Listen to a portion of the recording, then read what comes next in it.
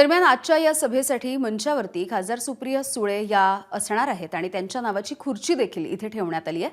सभेच्या ठिकाणावरून आढावा घेतलाय आमच्या प्रतिनिधींनी।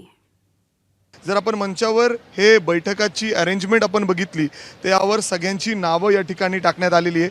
कोणाकोणाची नावं इथं टाकण्यात आलेली आहे आणि कसा हा बसण्याचा क्रम आहे मी तुम्हाला दाखवतो। जर आपण बघितलं तर आदिती तटकरे असतील, बाबासाहेब पाटील असतील, खासदार हसन मुश्रीफ साहेब असतील, त्याच्यानंतर तटकरे असतील, उदय सामंत साहेब असतील, त्याच्यानंतर जय पवार या ठिकाणी असणार आहेत, सुनेत्रा पवार या ठिकाणी बसणार आहेत आणि राज्याचे मुख्यमंत्री देवेंद्र फडणवीस या ठिकाणी बसणार आहेत। एक मधली खुर्ची ही मोकळी ठेवण्यात आलेली आहे।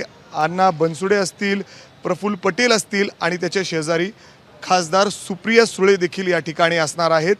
त्यांची देखील खुर्ची या ठिकाणी लावण्यात आलेली आहे। छगन भुजबळ असतील, दत्ता मामा भरणे या ठिकाणी असणार आहेत, मकरंद आबा पाटील असतील आणि खासदार पार्थ पवार देखील या ठिकाणी असणार आहेत। अशा पद्धतीने सीटिंग अरेंजमेंट या ठिकाणी सध्या करण्यात आलेली आहे। प्रफुल्ल पटेल, सुप्रिया सुळे, त्याचबरोबर छगन भुजबळ अशा पद्धतीने असणार आहेत आणि जवळच मुख्यमंत्री देखील या ठिकाणी असणार आहेत। आणि स्टेजवर जर आपण बघितलं तर अजितदादांचा हा भावनिक असा फोटो, पलीकडच्या बाजूला मुख्यमंत्री देवेंद्र फडणवीस यांचा फोटो, तर सुनेत्राताई पवार जे उमेदवार आहेत बारामती विधानसभा पोटनिवडणुकीच्या त्यांचा हा फोटो या ठिकाणी आहे।